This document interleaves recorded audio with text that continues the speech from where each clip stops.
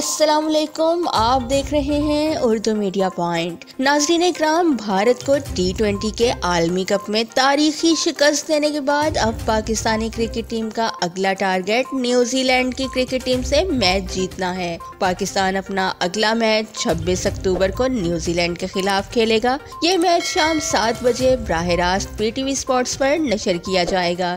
इस वीडियो में हम आपको न्यूजीलैंड के खिलाफ पाकिस्तान की प्लेइंग 11 के हवाला से बताएंगे।